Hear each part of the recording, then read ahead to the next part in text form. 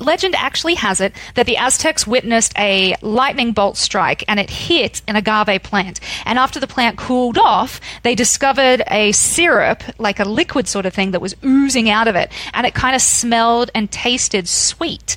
And what they happened to notice that is that if they left it alone, it fermented by itself and created this really powerful beverage. Welcome to The Dish, the show that uncovers the stories behind the world's most famous dishes. We are your hosts, Tomo and Megsy from foodfuntravel.com. Join us and expert guests for tasty facts, foodie secrets, and more.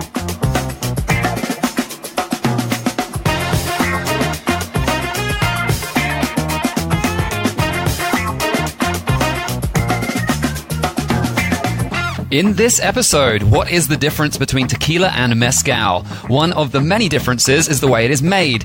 Most of the tequilas that you can find in market are made in an industrial way. They cold press the plant and then they cook the juices and the fibers with steam in autoclaves. But traditional mezcal is made with a much more natural process. Each batch of traditional mezcal is unique and unrepeatable because it's a natural process. Therefore, the yeasts that are going to perform the work of transforming sugar into alcohol are those that are present in the environment. Therefore, whatever types of plants you have around, especially those that are blooming, you're going to have those flavors in your mezcal. Therefore, you can have, banana notes. If you have banana trees, you're going to have citrus notes. So you have citrus trees around, because if you think of all the complexities you can have in the plants and in the process, you will never find a batch that tastes exactly the same. Plus, have you been drinking mezcal and tequila all wrong? Learn the way the pros drink these spirits.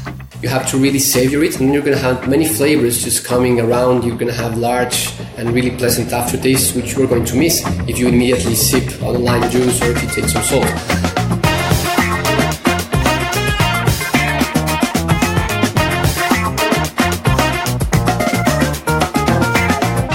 Okay, hello everyone. Welcome to another episode of The Dish. Hello! And of course, in this episode, we're moving away a little bit from food to talk about something that could accompany food or, just something that you could drink. We're talking about mezcal versus tequila. Two famous spirits from Mexico. Tequila, of course, being the one everyone's heard of. Mezcal, perhaps you haven't heard of it, but you should have. I think people will be hearing about it pretty soon in the future. It's definitely growing in popularity. They're hearing about it right now. They are! That's what's happening in this episode. Later on, we'll be interviewing our fantastic expert guest, Rafael from Mezcalateca in Oaxaca. We headed over to Oaxaca in Mexico so that we could actually drink some mezcal with him and interview him. We did a degustation of mezcal. We did. We tried quite a few different ones, and we learnt a lot about how they make mezcal and why it's different from tequila. But before we get into that, we're going to talk just about tequila for a few minutes, because this is the thing that everyone knows about. This is the famous spirit. So maybe let's do a bit of information about how tequila came into history and some crazy facts before we get into the interview. Of course. So yeah, we've all had a shot of tequila probably at some time of our lives. There's not too many people in the world that hasn't had a shot, and usually... Maybe 5-year-olds. Well, no, people over the legal drinking age. So in Australia, that is, and UK, that is 18. Sucks to be you in the US. I'm so sorry. 21 for you guys. But hey, if you're over that age, even I'm pretty certain if you're over the age of 18, you've had a tequila shot. And it was probably terrible. Because actually, the truth is Mexicans have been keeping a little secret, and they're keeping all the best tequila for themselves. And some of the bad tequila. That is true. There is some very low quality tequila in Mexico, but there is also some very high quality tequila. That is true. And actually, true tequila is often referred to as being as sophisticated as a good whiskey and should be appreciated as such. You can even get aged tequilas that have been aged in oak. We'll be talking about that sort of stuff a bit later as well. That we will. But first, we need to identify the primary difference between tequila and mezcal. And here is the most confusing part. All tequilas are mezcals, but not all mezcals are tequilas. Confused? To give you a more detailed explanation of what we mean, here is Rafael from Mezcalateca. Mezcal is basically a spirit that is made out of agave or maguey plants. So in that way, tequila is actually a mezcal. It's a mezcal that is made solely from one plant, one specific species of agave, which is called Agave tequilana Weber or Blue Agave. And mezcal basically is made from this same plant and also many other plants. We have approximately 20 plus different species, some of which have many varietals. Therefore, we have 40 plus plants that we use to make mezcal. So tequila is solely made from one plant, and mezcal could be made from any of the different plants that produce alcohol through fermentation and distillation. So tequila is just another type of mezcal, same as raicilla, which is another type of mezcal also made in Jalisco, and all the different mezcales that you can find all over Mexico. So just to clarify once again, yes, all tequilas are mezcals, but most mezcals are not tequilas unless they're made from that blue agave in Jalisco state. Tequila has its own appellation of origin, so if you make a mezcal out of blue agave outside of the state of Jalisco, you cannot call it a tequila. You have to call it a tequilero mezcal or something like that, because it has its own appellation of origin. So yeah, it's like champagne. It has to be from that specific place. Exactly. Same goes with mezcal. Mezcal is produced all over Mexico. It's produced in 22 out of 32 different states in Mexico. As of today, only 9 states have the appellation of origin, but it's basically a procedure that many states are going through. So eventually, most of them are going to have the appellation of origin. But as of now, only 9 states can produce and legally call this spirit mezcal. Just to clarify, Jalisco is a state on the west coast of Mexico, which is where Puerto Vallarta is for people who don't know the area so well. Exactly. It's in the southwest of Mexico.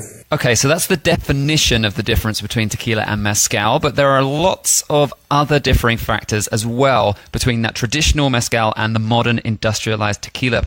So we're going to discuss those as we go through this episode, but first, what about some of the history? While this agave plant has actually been made to create booze since the pre-Columbian Mesopotamian, what is it?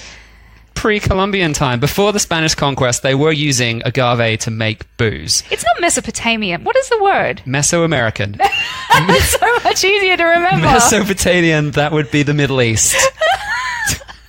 It's good fact checking. Oh my goodness. I just wrote down pre-Columbian times, but I actually remembered the other word very badly. Before Spanish conquest, they were making booze out of agave, but they didn't know how to distill spirits. That's true. And that's what was going on. Legend actually has it that the Aztecs witnessed a lightning bolt strike and it hit an agave plant. And after the plant cooled off, they discovered a syrup, like a liquid sort of thing that was oozing out of it. And it kind of smelled and tasted sweet. And what they happened to notice that is that if they left it alone, it fermented by itself and created this really powerful beverage. And that beverage is pulque. And pulque, of course, is a rather dodgy tasting. It's not a hooch because it's lower alcohol. It's sort of like 5-6%. It's like, let's say it's like agave beer, but it's sort of milky in texture. It's strange. But, you know, if you don't have any beer and you don't have any vodka or whiskey or anything, what are you going to drink? Well, you're just going to drink pulque. Yeah. That's what you got. Drink it. So going back to the whole beginning conversation, pretty much everything is a pulque. Everything is originally a pulque. Yeah. Distilled pulque is mezcal.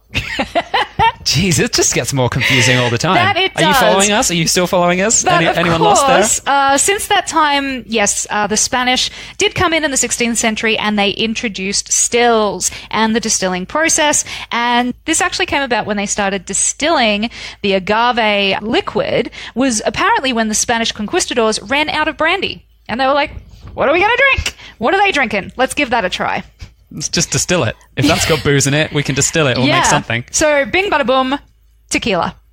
Well, there you go. And we're going to be talking a little bit more about the history of the other types of pulque-based beverages later in the interview, because it turns out that might not be the only version of history, but that's definitely one of the preferred choices for how it came about. But anyway, all right, so the history itself is not particularly crazy. It's not that interesting. It's just like they were making this stuff for years, and then the Spanish came along and distilled it, and then that was it. That's just what they've been doing since then. Classic history of booze. Yep. You found booze, you realized it was booze, you kept making it, and then you made it better. I do have some fun facts about the blue agave, though. Oh, yeah. So the blue agave, well, actually, agave in general is a lily and not a cactus. Many people think it's a cactus because it's kind of spiky looking. If you've ever seen one, and it grows in the desert. It does. It grows in the desert. Pond. It's kind of spiky looking and everything. But no, it is part of the lily family.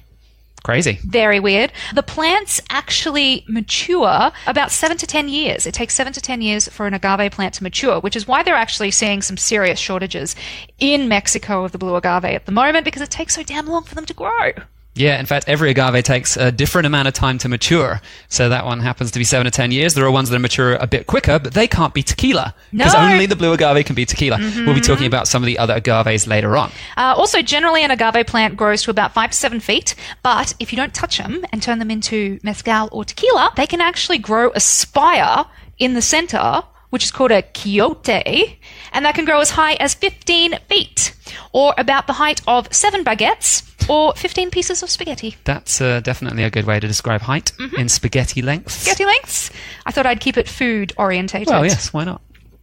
All right, so enough about agave. Would you like to hear a little bit about how they process it all to turn it into that delicious lecture of the gods tequila? Yes, so of course we are mezcal versus tequila. So right now we're going to talk about the tequila process, and later on we're going to talk about the mezcal making process, which is actually quite different. So yeah, what's the tequila process then? Okay, so the main thing to really understand with harvesting of the agave is that there's actually no machinery used at all. It is back-breaking labor done by Mexican farmers that are called jimadores.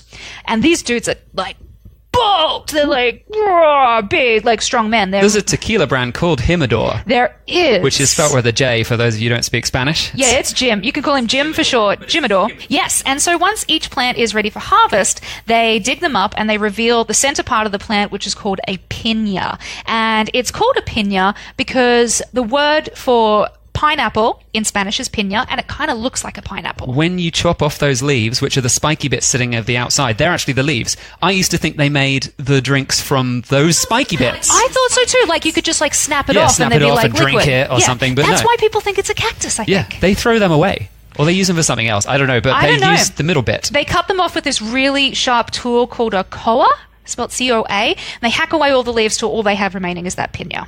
And then it's time to cook it. And so they bake the piña. It goes into this hot oven. Traditionally, it was baked in like a rock-lined pit, but today, a lot of manufacturers, some do it the traditional way, but a lot of them are just using above-ground ovens to bake them. But also, some producers use a cheaper, even more industrialized process where they cold press the agave to access the fibers, then steam them to release the sugars ready for fermentation. Yes. So once the agave is cooked, go straight after those juices because they want to grab the juices and ferment them to make the tasty tequila. And usually that's done these days with like these mechanical shredders that just pulverize the piñas, and that just allows the juice, which is called mosto, to be collected. There is actually an old school way that you can collect this juice, and it's this large volcanic rock, this huge round rock that they have that's in this stone pit, and it's called a toner wheel. And traditionally, it used to be pulled by like horses or ox or, stuff like that, buffalo and stuff like that, to like sort of ground it around on top of the piña to get the juice out.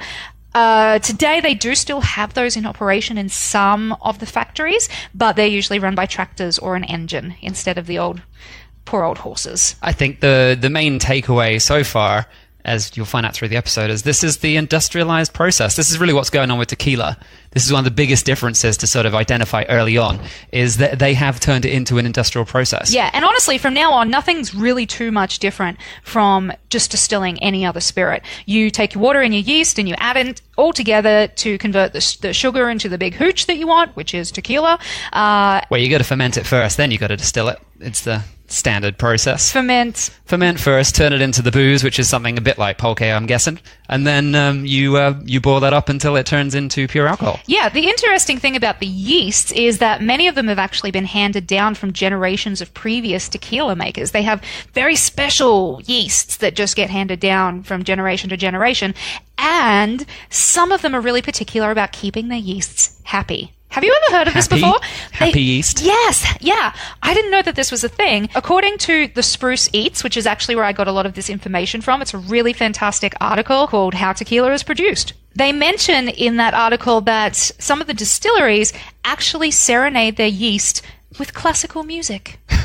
Of course they do. Yes, and apparently San Nicolas, they fill their room with tender instrumental tunes during the fermentation process.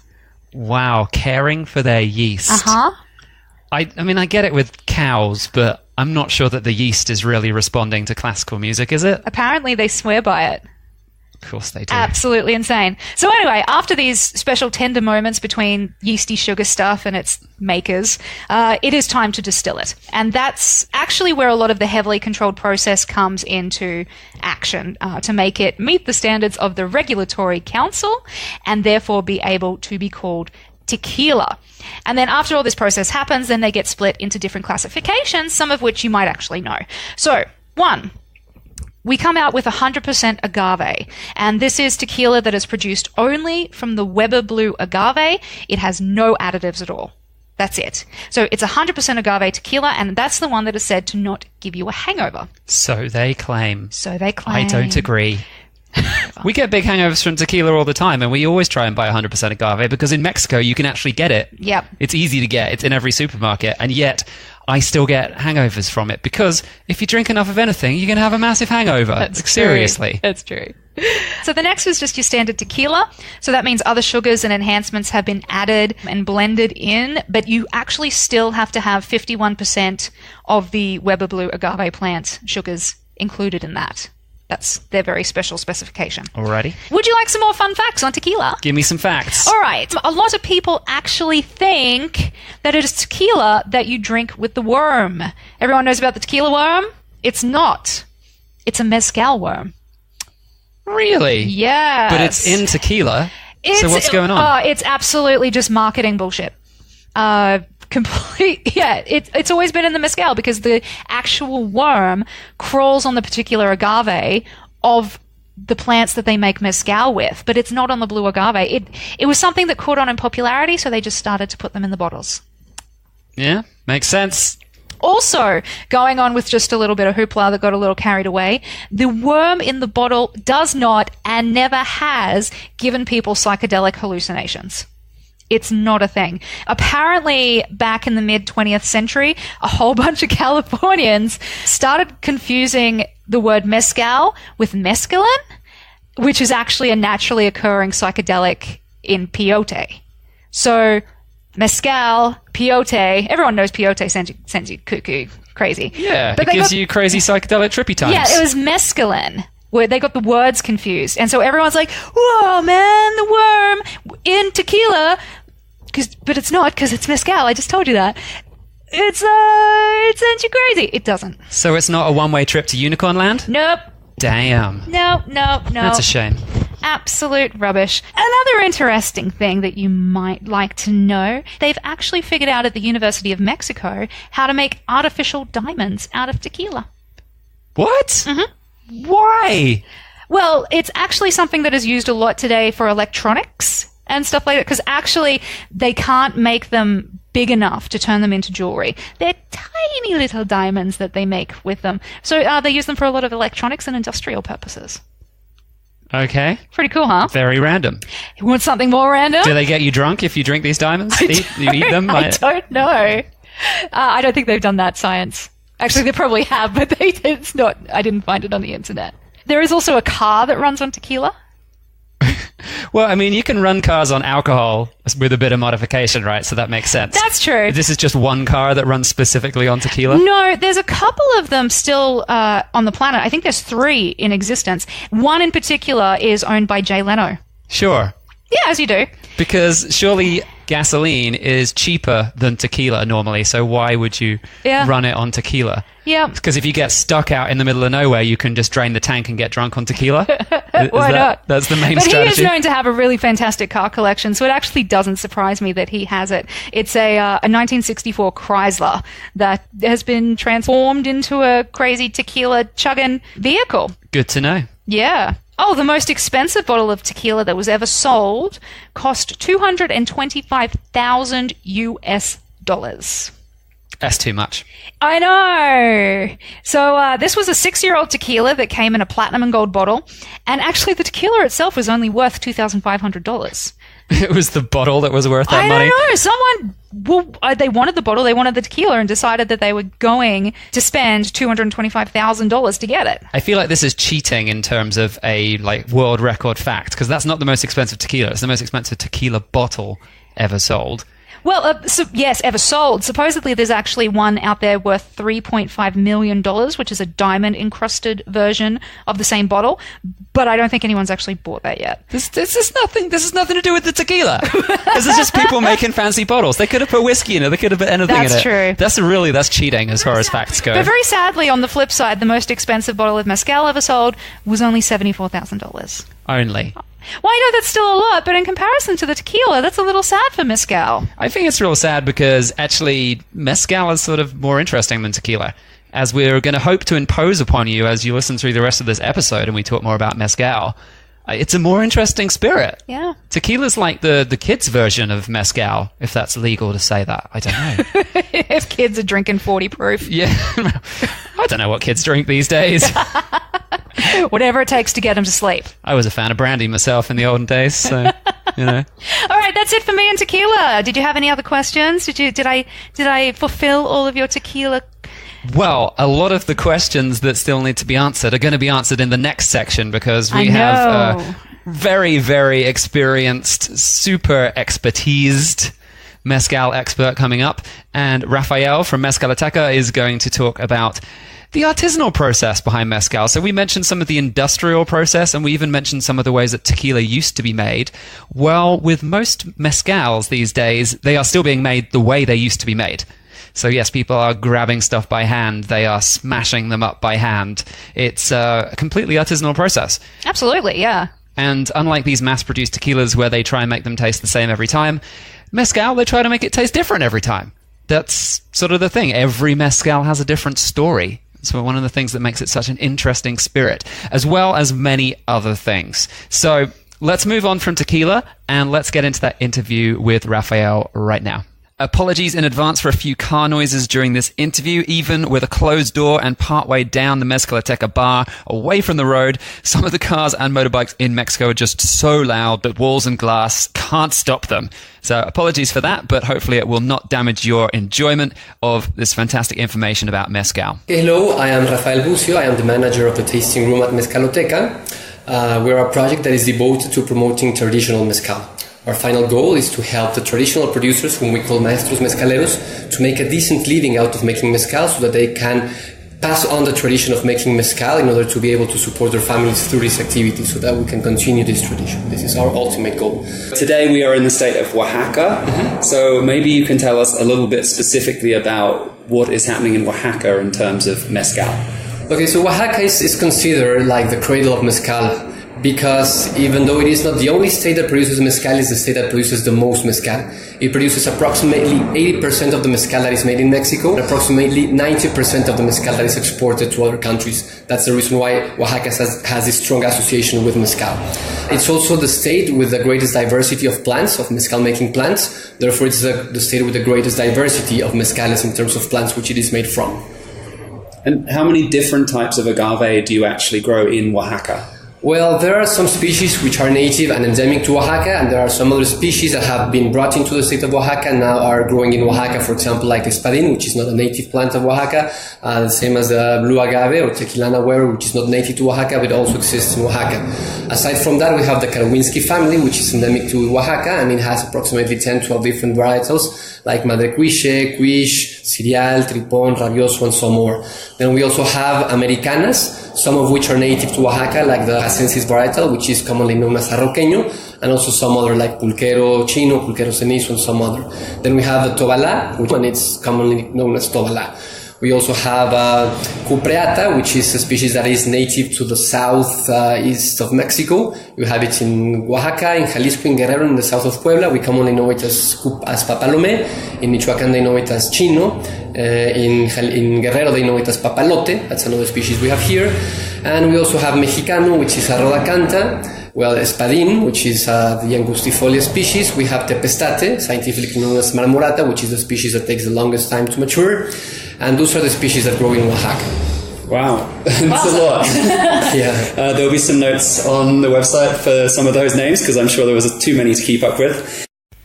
So yeah, that link, if you want to check out that information, is foodfuntravel.com/tequila podcast. One question that comes to mind straight away is there's so many different types of agave. Is it the type of agave that has the most influence on the flavor, or is it the way the mezcal is made that has the most influence on the flavor? Well, it's actually both. You can say that in a glass of mezcal, you're going to find mainly two groups of flavors, those that come from the plant and those that come with the process. And of course, in both, we have lots of factors that add up for the complexity of the mezcal. For starters, when we talk about the plant, we have any given plant is going to have its own specific characteristics. But depending on where it grows, the climate, the altitude, the type of soil, the type of vegetation growing around the plant is going to influence the final flavor of the plant. So there are many factors involved in what the plant is going to taste like. And then you have the process, which is really, really important because especially with young mezcales, you can appreciate many things that come with the process and that in a way reflect the terroir, where the plants grow and where the mezcal is made. Because for starters, in a traditional mezcal, well, you have all the factors that come with the plant, and then you have the cooking process, which traditionally it's supposed to be done in a pit oven. It's a pit that you dig deep in the ground, then you heat it up with hardwood embers. Of course, the type of wood is going to change a bit the flavor. Of course, the type of soil is going to change a bit the flavor, and the time that you cook the plants for is going to change how it tastes like in the end. So therefore, we have mezcales that are very smoky, some mezcales that are just a tad smoky, but that's, for example, a trademark of mezcal. If it is done traditionally, it's going to be smoky because it's supposed to be cooked in a pit oven with wood, right? Then you have, after the cooking process, you have to grind the plants, and depending on how you grind them, you're going to have a different flavor. If you do it with an industrial blender, it's going to have a different flavor. Traditionally, of course, you don't do that. Traditionally, you do it either in a stone mill or by hand with wooden mallets in wooden canoes. Therefore, you're going to have different flavors just because how the grinding process happens. Basically, this is because the finer the grinding is, the more accessible the sugars are going to be in the fermentation, and therefore, in the fermentation, you're going to have different ways in which the process is going to happen. Then you have the fermentation process, which is really, really important for several reasons. The first is the weather. The warmer the weather, the shorter the fermentation. The colder the weather, the longer the fermentation. And just because for the time it takes for the mezcal to ferment or for the agave to ferment, you're going to have different flavors. If the weather is too cold and the fermentation is too long, it's going to take approximately 24 days. And then you're going to have what we call a malolactic fermentation, where you have more acetic acid, then you're going to have flavors like resembling pickles. And then you have some strains of bacteria similar to those that you have in cheeses. There you're going to have dairy notes in a mezcal. So a mezcal that is produced in a cooler region is going to have like pickles and cheeses notes. And that's just because of the weather. Then comes where you ferment. The most common way to do it, at least in Oaxaca, is to use wooden vats, and especially willow vats, which are preferred because it's quite neutral in flavor, and also because for practical reasons, they won't crack after they dry out. But then you can also ferment in cowhide, which is a really interesting way to ferment because you're going to have really strong leathery notes. I mean, it's like more or less those smells that you can feel in a saddle, for example, or like in a baseball glove. Those smells are going to be present in your mezcal. You can also ferment in clay containers. You can also ferment in stone containers. So, of course, this is going to change the flavor of the mezcal.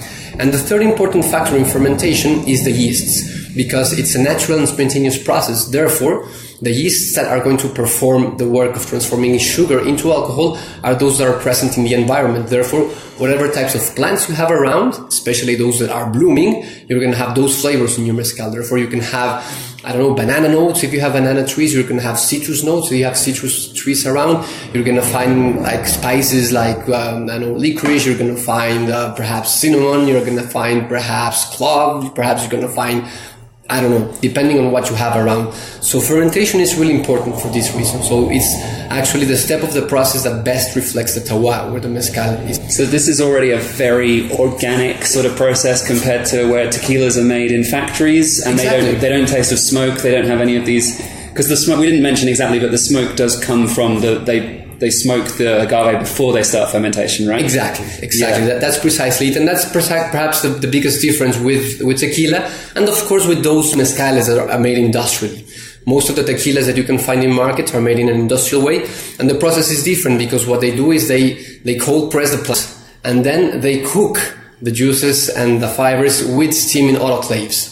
Therefore, the flavor changes, and it's not smoky unless you have to put some other thing extra to add the smokiness in that flavor. So, of course, that's perhaps the most important difference between mezcal and tequila, the way in which it is made.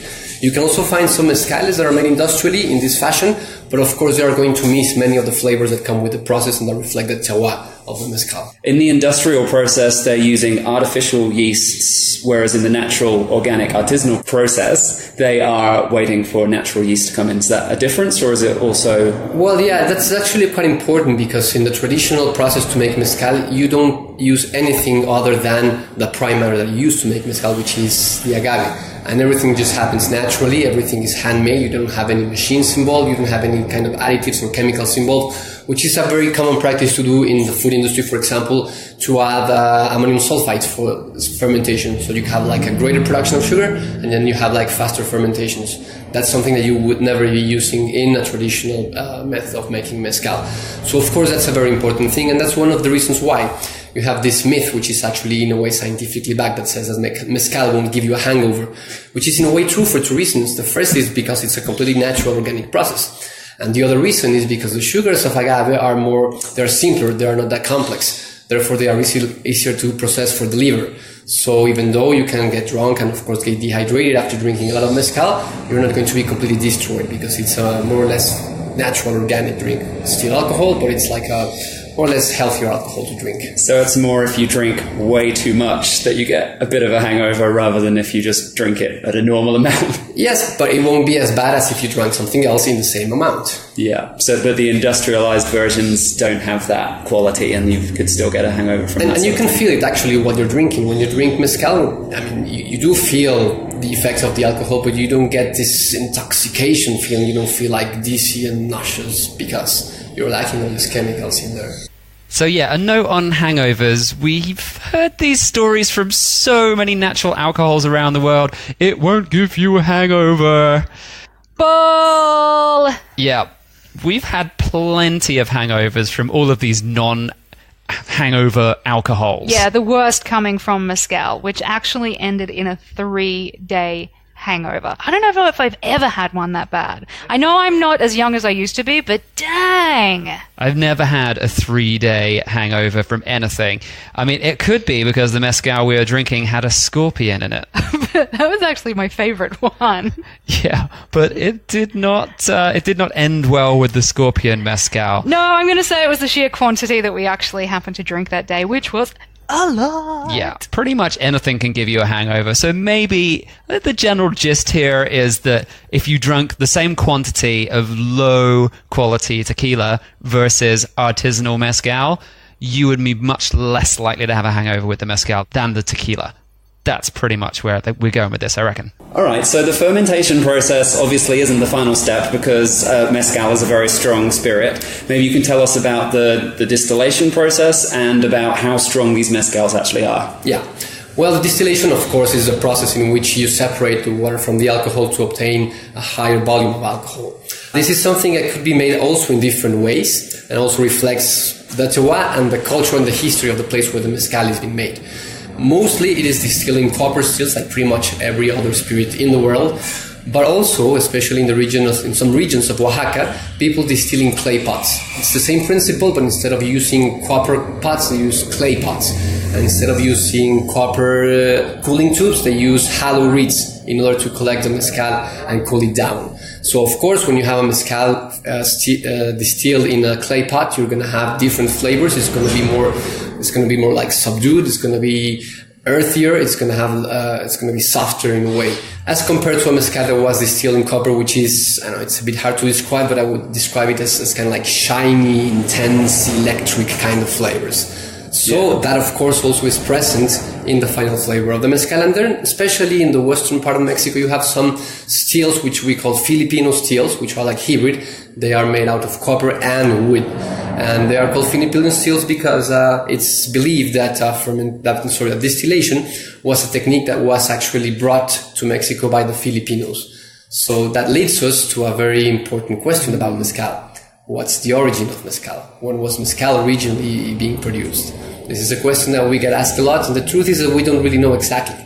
There are several theories, all of them have their merits, so basically this is how it goes. The official version says that mezcal was produced after the Spanish conquest because the original inhabitants of this country didn't know the technique to distill. So this is how the official version goes. There's another theory that says that mezcal is actually a pre-Hispanic beverage, that distillation was known before the arrival of the Spaniards, and it was done precisely in clay pots. There has been findings of archaeobotanical traces where people have found cooked agave plants in clay pots that are really, really old, as old as 8,000 or 10,000 years. We don't really know exactly what they were doing, if they were just cooking the agave to eat it, or they were actually distilling. So it's a bit difficult to maintain that mezcal is a pre-Hispanic beverage, unless we get enough archaeological and ethno-historical evidence. But still, there's a possibility that mezcal was made before the Spaniards came. And the third version says that it was actually the Filipino slaves that were freed from the Spaniards who taught the people how to distill agave in the same way that they distilled coconut to make their own spirits. So these are the 3 versions that we have, and who knows? I mean, we still have to keep researching and find which is the correct version. And I guess as time goes on, more archaeological evidence keeps getting discovered. Yeah, exactly. But in the end, I mean, it would be really interesting to find out exactly when mezcal began to be produced. But it's interesting also because mezcal is a beverage, a spirit that is changing. It changes and it adapts to the context where it is present, where it is drunk. It adapts to the customs and to the preferences of the people who drink it. For example, in a very purist sense, mezcal should always be drunk young. It shouldn't be aged in wood. The reason for this is because when it is young, it better expresses everything that we were talking about. It better expresses the terroir in terms of the plant and the process. When you age a mezcal in wood, the flavors of the wood are going to dominate over the flavors of the plant, and you're going to miss many of the nuances that come with the different plants and the processes. Therefore, it's why the more purist people are going to say that mezcal should be drunk young. You might agree with this or not. That's, of course, something that only you can decide. But if you like a mezcal that is aged in wood, nobody can tell you you're wrong because, well, personal preference is irreparable. But still, this reflects the history of mezcal because mezcal originally was stored and transported in clay pots, which are quite fragile, so they were very easily broken. And of course, you had through evaporation, you would miss lots of the mezcal. So people found that it was a lot more practical to store and transport the mezcal in the same wooden vats that the Spaniards brought in order to store and transport the wine and the brandy. Therefore, mezcal in a way evolves with the history of the people, with the history of the country. Now, for example, mezcal is traveling, is becoming famous, is going places like New York and Tokyo and Singapore and so forth. And of course, it's transforming itself as well. It's becoming a beverage that is quite popular for cocktails, for mixologists. It's a very interesting drink to mix because of its smokiness and its strong flavors. So people are finding new ways to drink mezcal. And that's, of course, well, something that should happen to mezcal because it's something that comes with culture, and culture is always ever-changing. Yeah, we love mezcal cocktails. I think this is like my new favorite type of cocktail. Agreed. Yeah, so one of the ones that we had when we were in Oaxaca had mezcal in it, which gave it that smoky flavor. It had pineapple in it, which gave it the sweet flavor, and it had Licor 43, which is a Spanish spirit that's made with loads of floral herbs. So good. 43 types of herbs and spices, in fact, which just gives it this crazy dimension. And then a bit of lime for sourness, and sometimes they even throw some salt in, or one of the cocktails we had, they put chapulines on top. Crickets, deep-fried crickets, very popular in Oaxaca, and in a cocktail, they add that 5th flavor profile. Yeah, and it's not something to be grossed out by. They're really just salty, crispy yum. It's actually really adds to all of that flavor profile that they were working on with the cocktail and made it really fantastic. Yeah, you just don't get cocktails that have that extra element. The smoke element doesn't exist. So when you've blended a cocktail with all those different flavors, it's just a winner. We love mezcal cocktails. One thing I actually found really interesting, the citrus came with the Spanish as well. Do you have any idea why mezcal is sipped with a slice of orange and tequila is with a piece of lemon or lime? Yeah. Tequila and mezcal is a spirit that is traditionally very strong. It's a spirit that you normally adjust to at least 45% in alcohol volume. That means that a traditional mezcal, and for that matter a traditional tequila, is always at least 90 proof. So this is really high, and for some palates this is too strong. So that's one of the reasons why the añejos and reposados are so popular, because not that many people are used to these strong flavors. So of course these softer, sweeter versions that have these woody flavors are more easy, or they are easier to enjoy by a wider public. So right then, Rafael mentioned 2 terms, añejo and reposado. These are the different ways that mezcal and tequila are left to age, and they do affect the way that those drinks taste on the palate. They make it a little bit easier, in fact, to drink those. Once you've aged them maybe in oak or something, it does improve. Improve's the wrong word. It changes the flavor and it makes it a bit softer. That's true, because if you speak to any tequila or mezcal aficionado, they will say blanco all the way. Yeah, they like it rough and ready so they can taste every little element of the tequila or the mezcal. So essentially, just for now, reposado means rested. So this means it's aged for a very short time. Añejo means aged specifically, and it is aged for a much longer time. But we'll be going into that again a little bit more later in the interview. Also, for the same reason, people are used to, in a way, pairing it with something like lemon and salt, which is something that was first introduced in the tequila world. Tequila became popular and a big thing a lot before than mezcal. So the oranges and the warm salt or the chili salt that is so common with mezcal are in a way a copy of what happened with mezcal. You can have mezcal with whatever you want. But of course, if you have a sip of mezcal and then you take a little bit of lemon or lime, then you're going to miss many of the flavors, especially because when you drink a mezcal, you have to really savor it, and you're going to have many flavors just coming around. You're going to have large and really pleasant aftertastes, which you're going to miss if you immediately sip on a lime juice or if you take some salt. So, of course, you can have it the way you want it, but if you really want to understand a mezcal, you have to only drink the mezcal, drink it straight, sip by sip, and try to savor it and try to find as many flavors and aromas as you can, because there are some mezcales that are really complex, that are changing, that are going to have different flavors in your mouth, they're going to have different aftertastes. So it's important to try to really sip it, try to really savor it, and try to really find everything that you can find in a mezcal. Can you talk us through the correct way to sip a mezcal? Well, yes. I mean, a mezcal is a full sensory experience. The first thing is to see the mezcal. You have to look for the color, especially if you want to really enjoy a mezcal and all of its flavors. You have to see that it's transparent, crystal clear, pretty much like water, to make sure it's a young mezcal. Second thing you have to do is you have to shake your bottle and try to see if there are some bubbles that form in the surface of the bottle, and then they linger for a while and disappear after forming a string around the edge. These bubbles, which we call pearls in the mezcal world, they are basically an indication that your mezcal was adjusted to at least 45% in alcohol, because the volume of alcohol is going to change the surface tension, and then it's going to be able to return the oxygen for a while. So you have to shake your bottle and try to see that these bubbles form and linger for a while, for some seconds, and then disappear. If not, if you see no bubbles forming, it means that your mezcal is below 45%. And what happens below 45% is that you don't have a good preservation of flavors and aromas. So therefore, you're not going to get like a full experience of all the possibilities, all the expressive possibilities that the agave can have in a mezcal. So that's the second important thing. Then when you pour your mezcal, what we always do is a test of quality. We take a drop of mezcal from the glass with the tip of our finger and rub it in our hands. Upon evaporation, we smell, and the smell that you're going to get is a sweet, smoky smell, which is the smell of the cooked plants of agave. This basically tells us that our mezcal was made 100% of agave, because if you send something else, like industrial alcohol or sugarcane alcohol, that means that your mezcal was adulterated with these alcohols, and you should not drink it, because mezcal is supposed to be 100%. Then you should smell your glass and compare what you found when you were rubbing the mezcal in your hands and what you have in your glass, because you're going to have some similar aromas but something else. And then you have to keep in mind those smells, because your mezcal might taste similar or might taste really different. That's something that could happen with mezcal. It might be quite similar in flavor and aroma, or quite different, which is interesting. And then the third thing is to begin sipping your mezcal.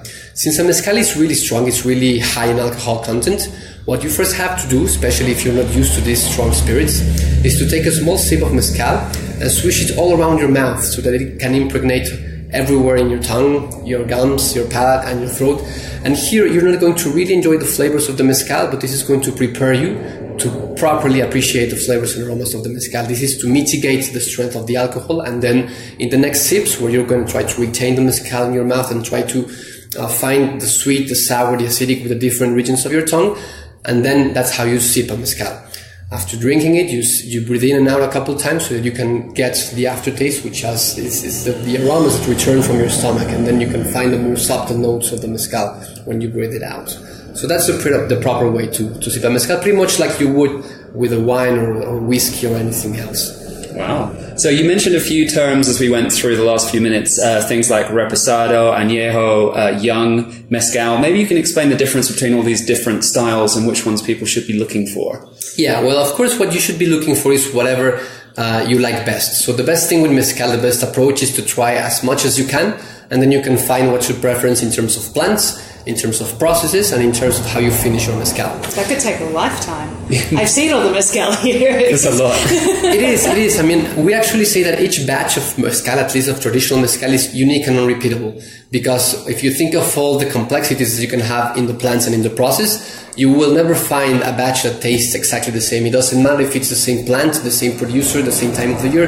It's always going to be different. So of course it's endless. But more or less you can find a stable profile in the plants, a stable profile in the process, a stable profile in the regions. So you can choose, you can decide if you prefer, for example, La Cupreata from Guerrero distilled in copper, if you prefer a Tobala from Oaxaca distilled in clay. That's something that you should find out. And of course the way to do it is to try as much as you can in terms of plants, regions and processes. And then you can choose, of course, what you like. A tequila or a mezcal that is joven or young, it's going to be transparent and crystal clear, and it's the one that is going to best reflect the terroir and the process. But of course you might like the woody flavors that come with the aging, so then you can find añejos and reposados. Reposados are those mezcales that are aged in wood for something in between 3 to 6 months, and then you can find the reposados which age in between 6 months and 2 years. Of course, it's going to have a completely different flavor profile, but it's a matter of personal preference to decide what you like. Then you can find mezcales that are infused with something else. This is something that is traditionally used as traditional medicine. You infuse mezcal with different herbs or with different things, for example, like garlic, in order to make a really powerful and flavorful antibiotic. You can have it infused with rosemary and rue, which is used for stomach ailments and so forth. But many people drink these mezcales just because of the flavor, because they like how it tastes infused with herbs. You can find mezcales with a worm inside. Actually, there's many people who believe that mezcal always comes with a worm, which is not the case, but it's something that does happen. And if you like these flavors, because of course the mezcal that has a worm is going to have the flavor of the worm, then of course you know that's how you like your mezcal with the worm inside. Sort of a salty. Can you explain the flavor of the worm? Is that possible, or you have to have tried it to? You have to try to completely know how it tastes, but actually the worm it's the larva of a plant that eats the roots of the agave. So it more or less has these flavors, these like rooty, earthy notes that you might find also in mezcales without worm, because sometimes you get those flavors in a mezcal. But it's quite distinctive. It's like you immediately know, once you tried a worm, you immediately know that flavor, but it's difficult to describe for the people who haven't had it. So, yeah. There's a story that goes around that if you eat the worm, it gives you like a hallucinogenic effect. Is this at all true, or is it completely a myth? No, it's totally a myth. Actually, there are some other properties that are attributed to the worm in the mezcal which are not true. And this is not true for mezcal in general. There's people who believe that mezcal contains mescaline, which is the psychoactive substance that comes in peyote. Mezcal doesn't have any mescaline. So if you're looking for that, well, sorry, you won't find it. And if you're afraid because of the reason, okay, it's safe to drink mezcal. All right, well, that's good to know. And there's another one that we had, and I don't know if there's a special name for it, but we actually had a mezcal with a scorpion in the bottle. Mm-hmm. And does the scorpion give a crazy flavor? I mean, I couldn't tell. I'm not really experienced enough in drinking mezcal to know the difference, but it was just unusual to see that. Yeah, of course it changes the flavor, because anything that you put inside a mezcal bottle is going to change the flavor because of the high volume of alcohol that you have. Anything that goes inside the bottle is going to be absorbed into the mezcal. Of course, the scorpions are going to give a special flavor to the mezcal, and the scorpion basically is like a derivation of the worm, and it's basically something that people began doing, well, in a way, just to make something that looked more interesting, perhaps for marketing reasons, perhaps just for, I don't know. It looks pretty badass when you've got a bottle. Yeah, of course. Looks good on the table. Of course, definitely. So I actually remember there was this brand that used to say that worm is for men and scorpion is for machos, or something like that. So let's talk about some of your favorite mezcals and maybe some of the best ones for beginners to try. So first of all, if you were going to choose one, give us one that you love and a reason why you love it. Well, I mean, it's difficult because, like we were saying, each batch is always unique and unrepeatable. So you might think that you don't like a particular kind of plant, but then you can find a batch that surprises you and you fall in love with. At the same time, you can think you love a plant, but then you can find a batch that you don't really like that much, so you're going to be disappointed. Personally, I have a story with Tobala. Tobala was the first good traditional mezcal that I came across in my life. So for that reason alone, it's one of the mezcales that I always want to try, because I have this history with Tobala. Don't worry if you're not picking up on all of these specific terms that we're talking about. We've actually explained each of the terms and name in full in the article that's accompanying this episode. So check that out at foodfuntravel.com/tequila podcast, and you'll get a full-on explanation about everything that we're talking about right here. I also love Tepestate, which is the most complex of the mezcales that we can find, because complexity in general terms comes with the time it takes for the plant to mature. So for example, an espadín, especially when it is farmed, it only takes something between 3 to 5 years to mature, whereas a Tepestate is going to take approximately 35 years to mature. So all these years that the plant is sitting in the earth, absorbing information through the roots, well, this is going to translate into flavors and aromas when you make a mezcal. So a Tepestate is always going to be special because it's going to be complex, deep, flavorful. Each sip is going to be different.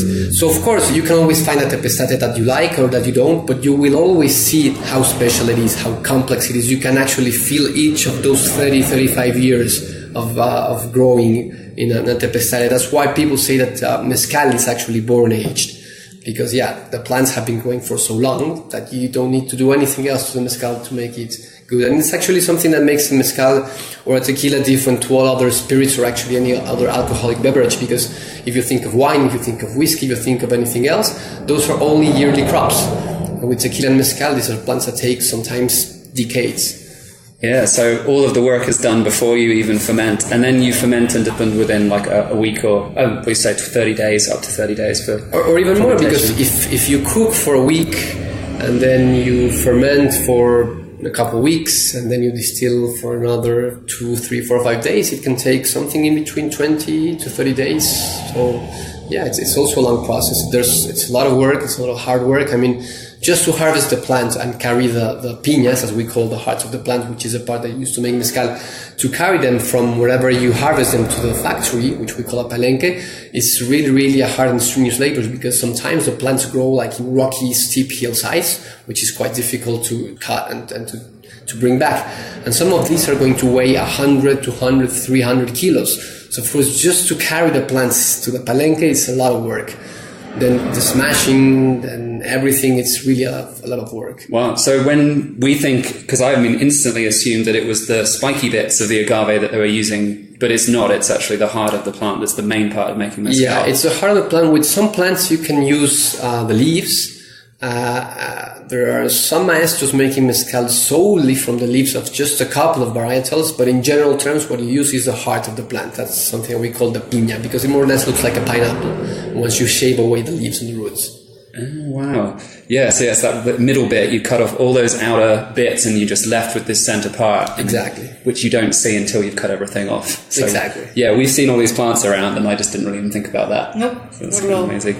And so if someone was to come here to your mezcaleria and try a mezcal for the very first time, what would you serve them? Well, first, when somebody comes to Mezcaloteca, we ask them what they drink, what they like.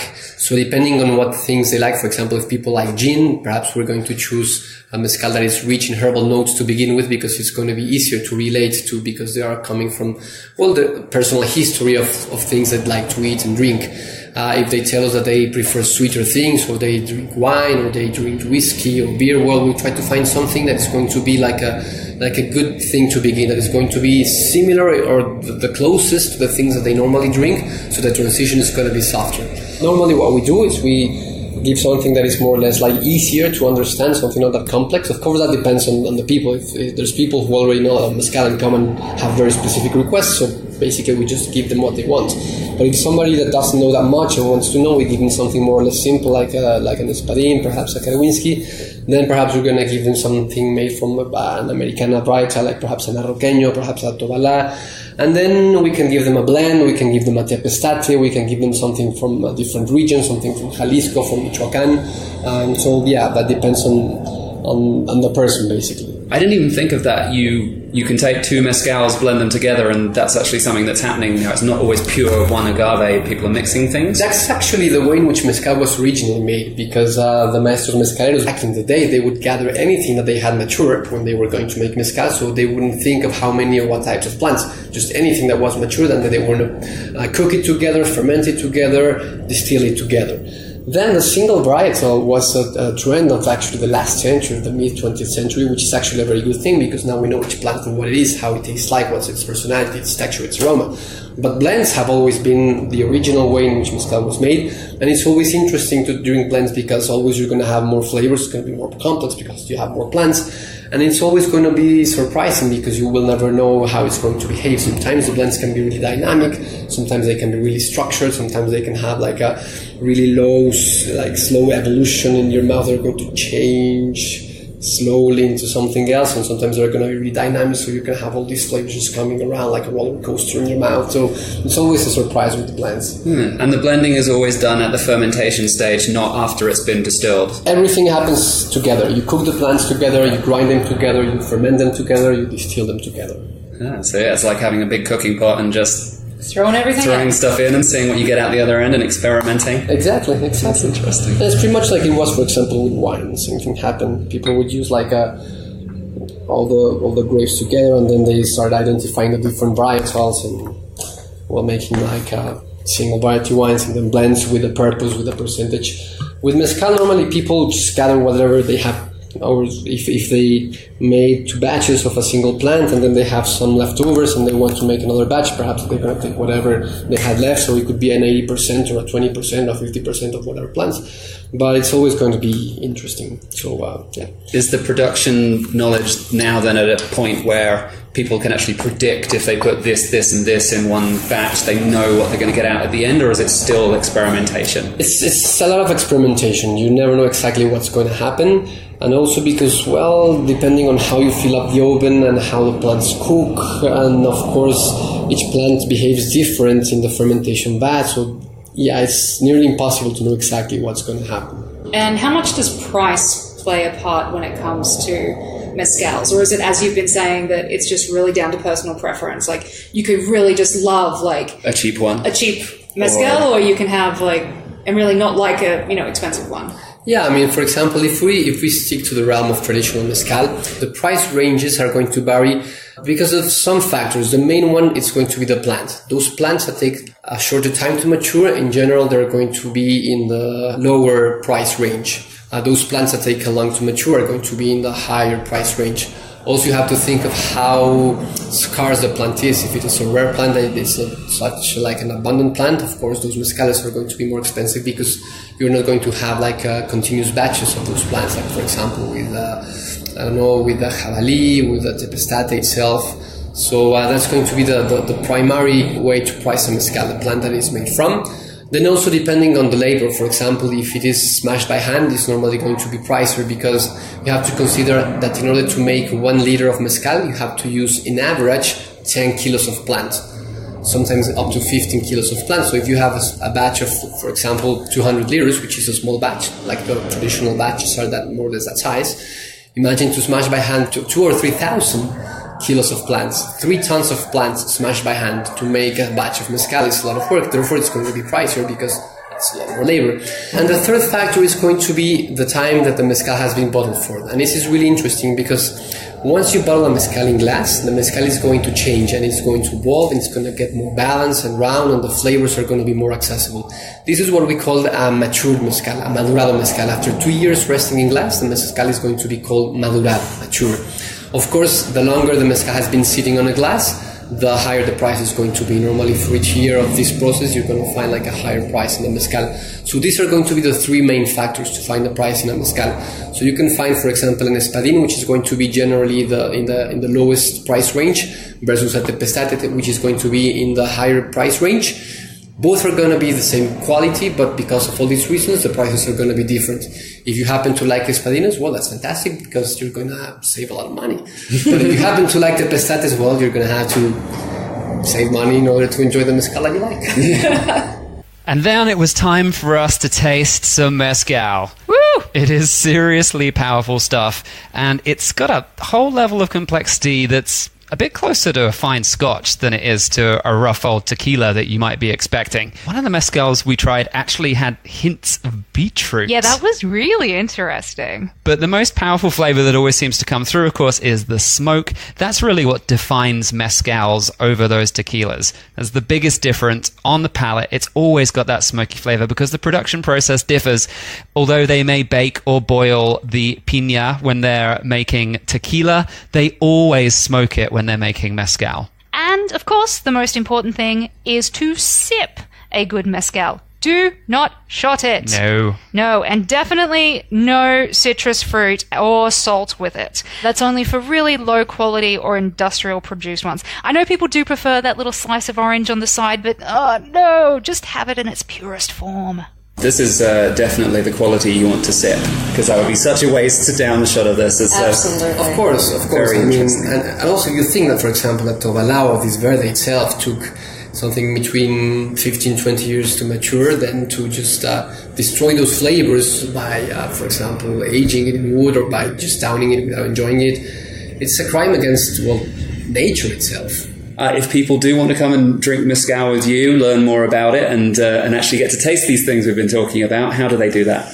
Well, we work on the reservations because we normally have 2 or 3 hosts that are going to give you a personal attention. So we want to make sure that we're going to be there for you. That's the reason why we ask for people to make a reservation. Of course, we always welcome walk-ins, provided that we have the availability. But in order to ensure your place, we recommend that you make a reservation. You can do it through our website, mezcaloteca.com. You can also do it through our Facebook page. You can also give us a telephone call, and we're going to reserve your place. And it's going to be an experience that is going to last approximately 40 to 60 minutes. You're going to get to try different mezcales from different plants, regions, processes, and we're going to try to make our best to answer all your questions, to share everything that we know, to share our passion, to share a bit of what our experience with mezcal is. And when you walk into this place, I mean, as soon as I walked in, I was like, it's almost like walking into an archaeologist's office. It's like the Indiana Jones of mezcal sort of room. You got those little green lamps on the table that you'd see on old desks in universities in the 1930s. It's all dark wood and dark painted walls, and the bottles are up on the shelves as if they're artifacts. So it's more like an archaeology place than a bar, but it's fantastic. You get this whole feeling that you're going to learn something if you come in here. It's not just about the drinking.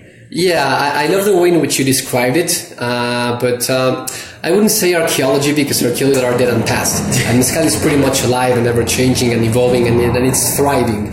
But I do get the feeling. And actually, Mezcaloteca is a project that was born wanting to educate. It was basically an educational purpose that Mezcaloteca was made for. Actually, the name comes from biblioteca, which is the name for library in Spanish. So we wanted to make a library of mezcal. So then we came up with a Mezcaloteca. That's where the name came from. That's why you see all the bottles on display on shelves as if they were books that you can take and read, because that's exactly what we want people to do, to come here, to have a grasp of how deep and wide the universe of mezcal is, and then to, sip a couple of things and see, more or less what mezcal can be, and so that can people choose and find something that they ideally love. Awesome. And of course, you can come here and get instruction in English or in Spanish. Also in French. More information on booking a visit to Mezcaloteca, so that you can go and taste all these wonderful mezcals and learn some more about the whole process and meet Rafael and his team. You can go to the show notes right now at foodfuntravel.com/tequila podcast, and you can find out more about how to book that experience. In Oaxaca. In Oaxaca, Mexico. The home of mezcal. Oh, it is, yes. It really is the place where they make the most. That is the end of this episode. Mezcal versus tequila. I hope you have figured out the difference, because if you haven't, we've failed quite epically. If you have figured out the difference, then please go and leave us a 5-star review on iTunes or whatever platform you listen on. Some 5-star living. Because that will help us get new listeners for this show, which means we can keep the show on the air. The more listeners we get, the more episodes we can make, and the more likely we are to continue creating the Dish podcast. And if you don't think the show is worth 5 stars, there's loads of other shows out there to listen to. Why are you spending your time listening to us? So hopefully you love the show, and hopefully you'll go and give us a 5-star review and get us some more loving from some more listeners. Also remember to drop by and grab all the show notes and the explanations of the things we were talking about today at foodfuntravel.com/tequila podcast. And you can also become a patron at foodfuntravel.com/extras. If you want to help support the show, this will help us make even more episodes. Getting new listeners is good, but if we can actually get patrons supporting the show as well, then that means we can commit a lot more time to doing podcasting rather than our regular blogging work. It'll also support some of our travel costs as well. We got to go to these places. We got to try these things. It's a hard life. It is. We got to go eat tasty food and drink tasty beverages. Or maybe it'll just pay for my liposuction in 5 years' time. Yeah, it might be necessary. So, yes, you can support us at foodfuntravel.com/extras from as little as $1.50 a month. Until our next episode, do check out any of our past episodes if you haven't checked them out yet. If you're going to Mexico, we've got one on the Yucatan region. And tacos! And we've got a double episode on the history of tacos. So lots of Mexico information you can go and check out that's already published. And of course, new episodes from The Dish are coming soon. Thanks for listening to The Dish. Don't forget to subscribe and keep this podcast on the air by giving us a 5-star review on iTunes or wherever you listen. Also, come join our foodie community on Facebook in the Food Worth Travelling For Facebook group. Catch you next time.